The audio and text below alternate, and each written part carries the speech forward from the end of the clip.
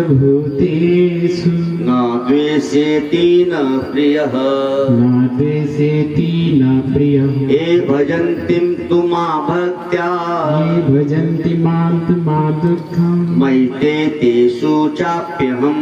नैते तेषु च माप्यहम्। भगवान कह रहे हैं मैं सब भूतों में समान भाव से व्यापक हूँ, न कोई मेरा अप्रिय है और न ही मेरा कोई प्रिय है, परंतु जो भक्तजन मुझे प्रेम से भजते हैं वे मुझ में हैं और मैं उनमें हूँ, मैं उनमें प्रत्यक्ष प्रकट होता हूँ।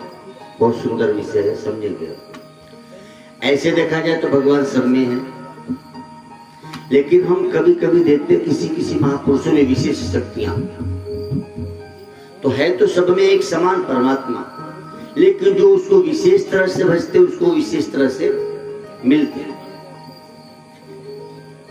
गांव भर में लाइट ट्रांसफार्मर से एक बराबर है, लेकिन स्टेबलाइजर से घटाया बढ़ाया जा सकता है। परमात्मा सब में एक समान है, लेकिन कह रहे ए भजन्ति तु मां भक्त्या मयि तेषु चाप्यहम्। भक्त मुझे यदि विशेष प्रेम करे तो मैं उसमें विशेष रूप से प्रत्यक्ष दिखाई देता हूं।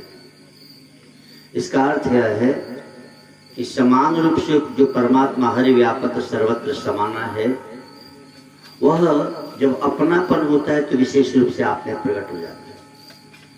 सारी सेना राम जी की है और सब राम जी के ही सेवक है, तो हनुमान जी विशेष क्यों हैं? सारी सेना राम जी की और सब राम जी के ही सेवक है, और फिर भी देखा है तो हनुमान जी विशेष है। कारण यह है कि हनुमान जी भगवान राम को विशेषतः प्रेम करते हैं, विशेष रूप से प्रेम करते हैं।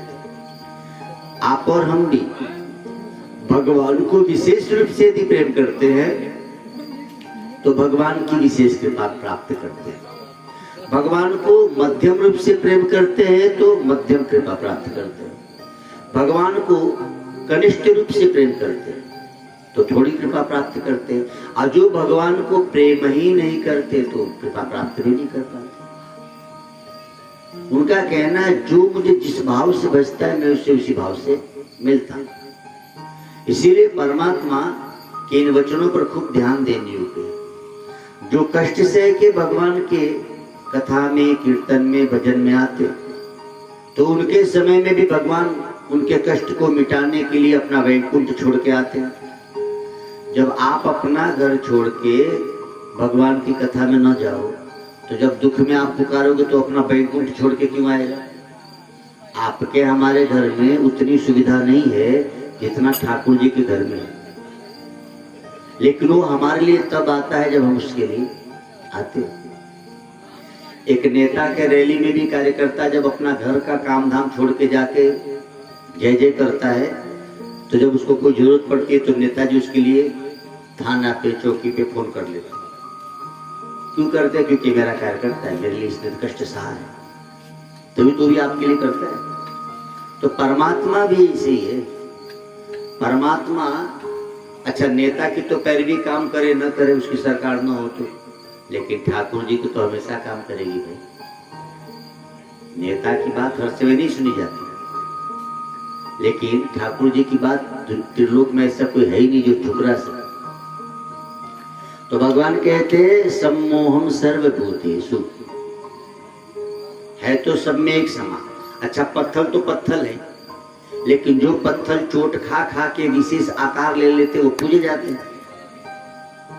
पत्थर वही के वही है, लेकिन उस पत्थर ने चोट खाई छीनी हथौड़ी की और विशेष आकार का बन गया, ईश्वर के आकार का, तो ईश्वर के जैसे पूजा जा रहा है पत्थर।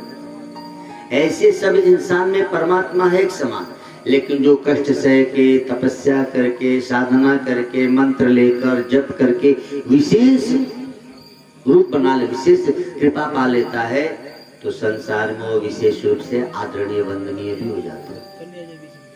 तो मौका हम सबको मिला है, हम सब इसका लाभ जरूर उठाएं। करना क्या है? जैसी प्रीति कुटुंब सो तैसे ही हरि सो हो।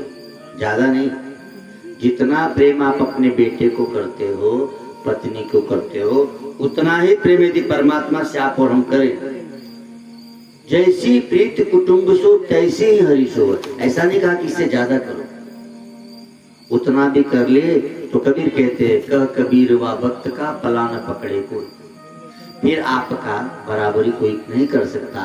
कब? जब जितना प्रेम हम अपने पत्नी से पुत्र से करते हैं उतना ही प्रेम परमात्मा से करो। इसलिए लोग घर में लड्डू गोपाल रखते हैं कि तुम पुत्र पालने के आदि बन गए हो। तो महापुरुषों ने कहा तो लो ठाकुर जी को पुत्र रूप में संभालो। अब देखने में छोटे से पित्तल के होते हैं, लेकिन उनको सुबह स्नान कराना, वस्त्र पहनाना, उनको भोजन कराना, नहलाना, ये क्या है? जैसी प्रीति कुटुंब सो तैसी हरि सो। तुमने अपने बच्चों को बहुत प्यार किया, लो ठाकुर जी को प्यार करो। तो आपका बच्चा शायद हो सकता है आपको छोड़ दे, लेकिन ठाकुर को जो प्रेम करते हो कभी नहीं छोड़ते। जमुना दास नाम जी के एक संत थे, तो संत के कहा बेटे बेटी हुए थे। संत तो संत जिंदगी भर ठाकुर जी की पूजा की। जब बुढ़ापा आई, बीमार पड़े, चेले तो बहुत थे, लेकिन जब संत हैं बीमार पड़ गए, अब रात रात को उनको बार बार जब उनको लैट्रिन पेशाब लगे तो उठा कर ले जाना पड़ता था, शरीर असहाय थी।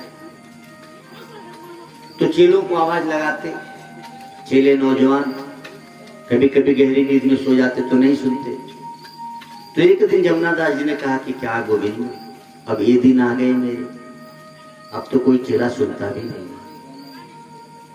ठाकुर जी ने सुनी और कोई चेला सुने न सुने, रात को 12-1 बजे इस संत को शौच जाने की इच्छा हुई। चेलों को आवाज दी, चेले तो नहीं आए, लेकिन ठाकुर जी चेला बन के आए। हाथ पकड़ा, चले महाराज। आज हाथ पकड़ा चेले का तो लगा कि ये तो कोई दिव्य आदमी भाई, तो तुम कौन से नए चेले आए हो क्या? बोले हाँ महाराज जी हम नए आए। तो तुम नए आए हो तो मुझे बताया नहीं गया, तुमको ऐसे कैसे रख लिए? अब भाई संत हैं, जिंदगी भर तो वही की। अरे बोले बाबा जी आप अपने काम में चलो, काहे के चक्कर में पड़े हो, बीमार हो गए हो तो? अरे बोले नहीं, फिर भी अभी मैं जीवित हूँ। मेरे आश्रम में कोई आया, मुझे बताया नहीं गया कौन रखा तुमको, नाम क्या है? अब क्या नाम बताएं? बोले तुम्हारा नाम क्या? हम बोले ऐसे तो मेरा बहुत नाम है, आप जो ही कहे। अच्छा आदमी भी संत हैं? बोले अच्छा, तुम्हारे कई नाम है? बोले हाँ। तो तुमको बुलाते किस नाम से? बोले महाराज जी कैसे बताऊं किस नाम से बुलाते, जिसको जो अच्छा लगता है, आपको जो अच्छा लगे उसी नाम से बुलाओ। तो बाबा जी समझने में उनको देर नहीं लगी कि इतनी रात को आखिर आया। और फिर बाबा जी सोच से निवृत्त होके हाथ मुंह धो के फिर चेलों को पकड़ लिए, सच सच बताती हूँ।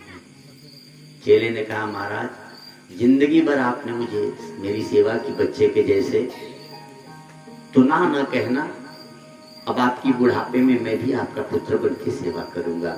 ये संसार के चेले तुम्हारी सुने न सुने, जब कोई नहीं सुनता है किसी की तो मैं सबकी सुनता। बात बिल्कुल छोटी सी है, लेकिन कितनी अच्छी समझने लायक है। दुनिया में जब आपकी कोई नहीं सुनेगा, वो सुनेगा, उसे पुकारेगा, वो सबकी सुनता है। लेकिन उसको पुकारने के लिए आपके पास विशेष प्रेम होना चाहिए। जितना प्रेम पुत्र से करते उससे कम प्रेम करके पुकारोगे तो नहीं आएगा। आपकी प्रेम को ही वो देखता है, वो हमारे हृदय को देखता है। शिव जी ने यही तो कहा प्रेम अति प्रगट मोहि में जा। तो परमात्मा को प्रकट करना है तो प्रेम करने की रीति आनी चाहिए। अब आप सोचो, आप भगवान न करे किसी की बेटे की तबीयत खराब हो तो लाख बुरा समय चल रहा है बरसात का, आप घर पे रुकोगे? पुत्र को पेट में हल्का सी पीड़ा हो, गरीब से गरीब माँ बाप हो या धनी से धनी, घर पे रुकेंगे कि दवा लेने को जाएंगे? जाएंगे। अभी कोई रिश्तेदार आके फोन करे कि साहब हम दही आके उतरे हैं, आके मुझे ले चलो, क्योंकि रिश्तेदार बाइक से नहीं आया, बस से आया है। अब आप बताओ लेने जाओगे कि नहीं? जाएंगे ना। क्यों? रिश्तेदार नाराज ना हो जाए। ऐसा तो नहीं कहेंगे कि महाराज मौसम ठीक नहीं है वहीं रहो, कल आएंगे लेने। आप जाएंगे। एक रिश्तेदार रूठ न जाए इसकी चिंता है। बरसात में भी हम दही लेने चले जाओगे, लेकिन कथा हो रही है, सोच रहे बरसात है न जाए, तो सोचो तुम्हारे बुलाने पे भगवान आएगा? आप ईश्वर को महत्व कितना देते हैं, ये बहुत महत्वपूर्ण बात है। हम ईश्वर को महत्व जब रिश्तेदार से, पुत्र से अधिक देंगे तो परमात्मा भी हमारे पुकार पर दौड़ पड़े। आज जब भगवान को आप गौड़ समझोगे तो फिर भगवान को तुम्हारे जैसे तो लाखों पड़े, फिर उसको क्या जरूरत पड़ेगी। इसीलिए भगवान कह रहे हैं कि विशेष रूप से मुझे प्रेम करने वालों के हृदय में मैं विशेष रूप से दिखाई देता, प्रत्यक्ष हो जाता। इसीलिए दो हाथ पैर के संत महापुरुष भी होते हैं, लेकिन उनका दर्शन करें, उनके वचनों को सुने तो ज्यादा अच्छा लगता है। उनके हृदय में वो प्रकट हुआ है। जो जितना ज्यादा अंश में जप करता है उसकी वाणी उतनी अच्छी हो जाती है, उसका संकल्प बल उतना बढ़ता है। जो गुरु के वचनों पे चलते हैं, गुरु के चरणों में प्रेम करते हैं। इसीलिए हमारा वेद कहता है गुरु ब्रह्मा गुरु विष्णु गुरु देवो महेश्वर। तुम इन्हें ईश्वर को नहीं देखा, लेकिन जो गुरु ईश्वर के बारे में बता रहे उनको तो देख रहे हो। तो पहले गुरु के वचनों, पहले गुरु पे श्रद्धा करो, फिर गुरु के वचनों पे श्रद्धा करो। तो जब गुरु को ईश्वर मान लोगे तो फिर वही गुरु कहेंगे कि बेटा वो तुझ में ही है। हमारे गुरुदेव ना एक बार अपने सिर पे हाथ रख के कहे कि मैं अपने सिर की कसम खाता हूँ, जो मुझ में है वो तुझ में है। अब इतना के बाद तो चेले को मानना पड़ेगा। ऐसे किसी बच्चे से कह दो, छोटे बच्चे से कि धरती गोल है, तो उसको समझ में नहीं आता। लेकिन वही बच्चा बड़ा होता है तो समझ में आता है। धरती गोल ऐसे देखने में दिखती नहीं, लेकिन धरती से ऊपर उठ के जाके ऊपर से देखोगे तो धरती गोल दिखती है। ऐसे ही ये संसार भी है और भगवान भी है। ऐसे भगवान दिखता नहीं, लेकिन माया से थोड़ा ऊपर उठ के देखो भगवान दिखेगा।